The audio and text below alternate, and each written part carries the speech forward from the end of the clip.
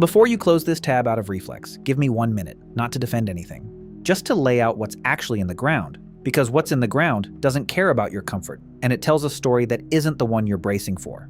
You think you know this topic, cannibalism. The word alone does the work. Fire-lit caves, wild eyes, some pre-human creature barely holding a thought together, tearing at meat that used to be a person. Monstrous, aberrant. A glitch in the species, safely quarantined in prehistory, nothing to do with anyone you'd recognize as human. Here's the problem with that picture. It's tidy, it's comforting, and it's wrong on almost every count that matters. The archaeological record doesn't show a glitch. It shows a pattern. Sites separated by tens of thousands of years and thousands of kilometers, showing the same signature over and over on bone. Not myth, not folklore, exaggerated with retelling, cut marks, fracture patterns, tooth impressions. The unglamorous vocabulary of forensic science, applied to our own ancestors, by researchers who have nothing to gain from making it sound worse than it was. And the strangest part isn't that it happened, it's why. Because some of the clearest cases on record weren't war, and they weren't famine. They were something closer to the opposite of horror. A body processed with care, not butchered in a panic, not torn apart by something starving, but worked on with skill, the way you'd handle something you respected. Bone turned into an object clearly meant to be kept, not eaten and discarded, kept. Sit with that, because it's the hinge this whole video turns on. The behavior that reads to us as the ultimate violation was, at least sometimes, an act of devotion. A way of refusing to hand someone you loved over to the ground. A funeral that didn't end in burial. It ended in staying together, literally, down to the last shared meal. That should unsettle you more than the gory version, not less. Gore is easy. Gore lets you keep your distance. That was them back then, not us. Grief you recognize. Grief is the one thing in this story that doesn't need translation across 40,000 years. So here's the reversal, plainly. Cannibalism was not one thing. It was not always hunger, and it was not always monstrous. And treating it as a single uniform horror is exactly how you miss what the bones are actually saying. Sometimes it was survival, with no good options left. Sometimes it was something colder. Violence turned toward people outside the group. And sometimes, unsettlingly, it was love, expressed in the only language available to people who had no concept of leave the body behind. 3 faces. 1 behavior. And the physical evidence for all 3 is sitting in museum drawers right now, cataloged and published in journals with no reason to exaggerate a single sentence of it. There's one more piece, and it's the part that should really keep you here, because it moves this out of interesting ancient history and into something that concerns your own body tonight. This didn't just happen and stop, leaving nothing but bones for us to puzzle over centuries later. It left a mark. Not a story, not a rumor, a physical trace written directly into the human genome, in a gene tied to how your brain defends itself against a specific and ugly category of disease. A defense that had to be built for a reason, one you're still carrying, whether or not you've ever thought about where it came from.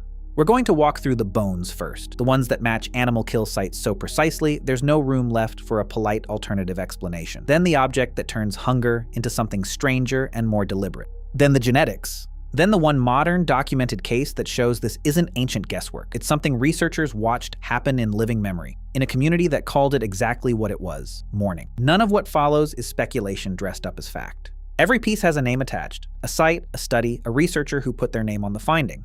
I'm not asking you to take my word for anything strange. I'm asking you to look at the same evidence they did. The first stop is a cave in England, about 15,000 years old, where someone left behind a set of bones that, on paper, look exactly like the leftovers from a hunt. Except they aren't deer bones. And once you see how the scientists proved that, the obvious hunger explanation stops being obvious at all. Somerset, southwest England. A limestone cave called Gough's Cave, cut into a gorge tourists now walk through with ice creams. Around 15,000 years ago, someone in that cave sat down with a set of human bones and did to them exactly what you'd do to a carcass you intended to eat. That's not a metaphor, and it's not my interpretation. It's the conclusion of the researchers who actually handled the material, a team led by Sylvia Bello at the Natural History Museum in London, working with colleagues from University College London and institutes in Spain after comparing the human remains against the animal bones found in the same layer of sediment. Same cave, same window of time. 2 piles of bone, worked by the same hands using the same technique. Here's what same technique looks like, in plain terms. First, defleshing, cut marks left by a stone tool scraping muscle from bone, concentrated exactly where you'd expect if you were removing meat efficiently, around joints, along limb shafts, at the points where tendon meets bone. Second, marrow extraction, long bones deliberately snapped open, not shattered at random but broken with the kind of controlled force that gets you at the fat-rich marrow inside, the way you'd crack a shin bone for stock. Third, the detail that closes the argument. Human tooth marks pressed into the bone surface. Not cut marks from a tool, bite marks from a mouth. Put those 3 together on an animal bone, and no archaeologist blinks. It's a kill site. On to the next question.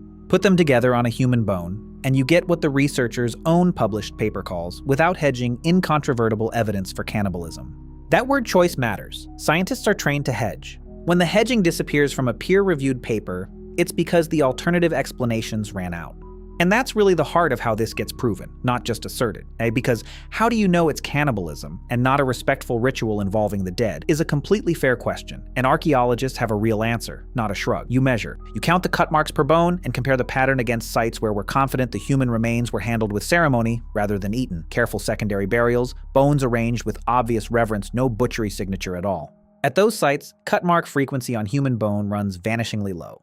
At Gough's Cave, on the same class of bone, it's the majority, not a subtle statistical nudge. Two different behaviors, and the numbers refuse to be confused with each other. So this isn't modern scientists projecting horror onto ambiguous scratches. It's a forensic baseline built from clearly non-cannibalistic sites, used to test whether remains cross into processed as food. Gough's Cave crosses that line clearly. And it would be one thing if Gough's Cave were an outlier, one strange cave, one unlucky group, a single grim anomaly you could file away and forget. It isn't. The same signature, defleshing, marrow fractures, human tooth marks, turns up repeatedly across what's called the Magdalenian period, roughly 17 to 12,000 years ago, at sites scattered across Ice Age Europe. Different caves, different regions, the same pattern recurring like a line in an old story nobody bothered erasing, which tells you something before we go further. This wasn't one group's isolated horror. It was a documented, recurring feature of how some human communities, in some circumstances, handled the bodies of their own dead. Widespread enough that you have to stop treating it as an aberration and start treating it as a behavior, something that needs an explanation the way any recurring human behavior does. The easy explanation is hunger. Ice Age Europe, a hard climate, thin margins, a group that ran out of options and did what starving people have occasionally done throughout history. That fits, for some sites, some of the time. Nobody disputes that scarcity cannibalism was real. But Gough's Cave has one more thing in it that doesn't sit well with the hunger story alone. Something that goes past processing a body for calories and into territory that looks, frankly, like craftsmanship. Someone in that cave didn't just eat. They kept something, and what they turned it into is where this stops being simply a story about survival.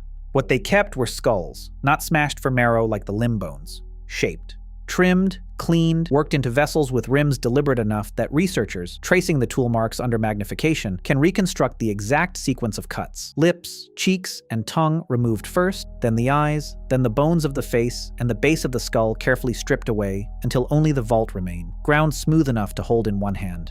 That's not speculation. Several of these skull cups sit in the Natural History Museum's collection right now, and the wear pattern is consistent enough that the researchers who studied them described the work as methodical, done by someone who had clearly practiced this kind of careful bone work before, not improvising in the dark out of desperation. One bone carries something else entirely, a deliberate zigzag pattern engraved into a forearm bone, cut in after the flesh had already been removed. Not a butchery mark, not a slipping blade. A design added once the practical part of the job was already finished. This is the point where cannibalism equals hunger quietly stops holding up as the whole story. And it isn't only the engraving that says so.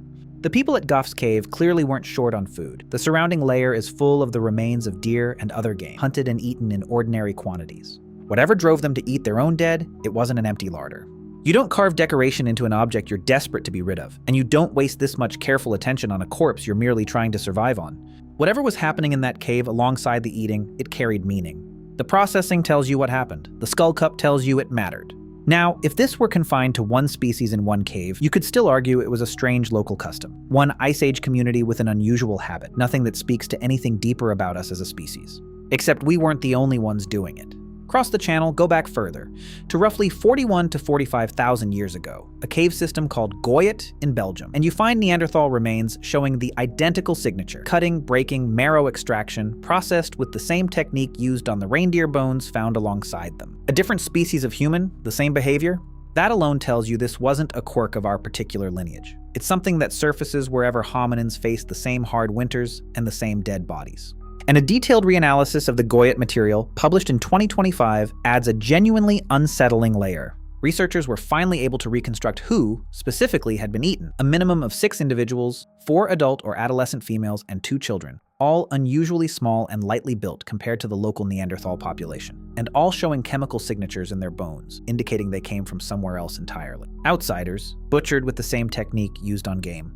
This isn't a story about eating a fallen enemy after a fight, and it's worth being precise about that instead of reaching for the nearest dramatic label. The researchers themselves describe it as highly selective, not random violence, not battlefield opportunism, but the deliberate targeting of specifically the smallest, most vulnerable outsiders a neighboring group had, women and children, not warriors. Whether that reflects raiding, an attempt to weaken a rival group's ability to reproduce, or something else the bones simply can't say, is something the researchers are honest about not being able to settle. What the evidence does support is colder and more specific than war. These were people from somewhere else, killed and processed exactly like meat. There's one more thing worth knowing about Goyet, because it says something about how completely a body could be repurposed. At this site, human bone wasn't only food, it was also raw material. Several bone fragments show clear use as retouchers, the small hand tools used to sharpen the working edge of a stone blade. The dead became meal and equipment, possibly within the same afternoon, by the same hands. I want to be honest about where the science stays careful here, because it should. Reading motive off of bone is interpretive work, not a direct readout. A cut mark tells you flesh was removed. It doesn't come with a caption explaining whether the reason was hunger, hostility, or love.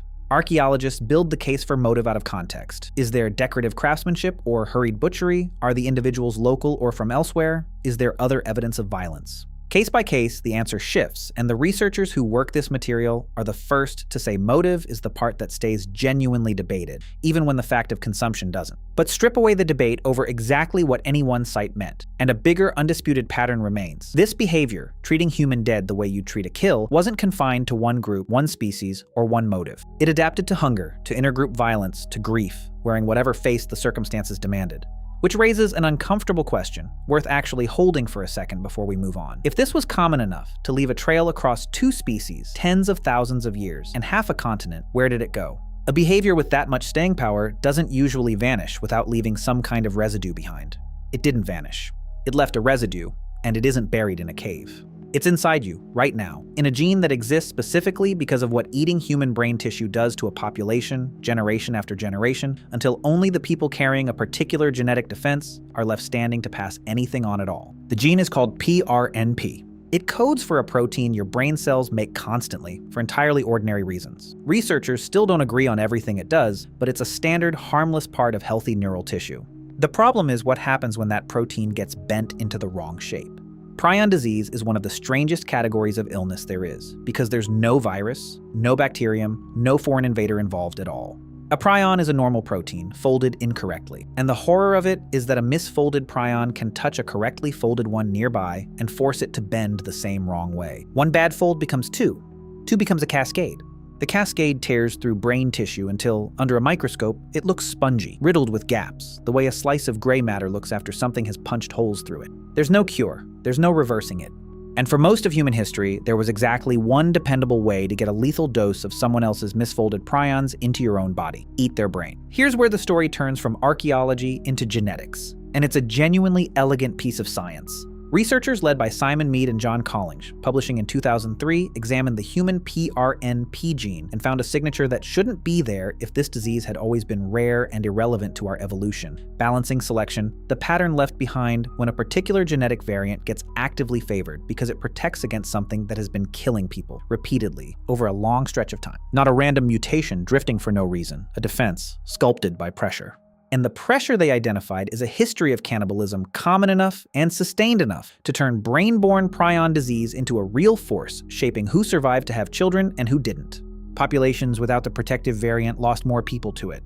Populations that carried it didn't lose as many. That's how a defense like this becomes permanent in a gene pool, not gifted, earned across a long run of hard generations. I'll flag the honest caveat here because the science insists on it. Exactly how much of that selective pressure came specifically from cannibalism versus other possible routes of exposure is still debated among researchers. Nobody is claiming one clean, single cause with a start date attached.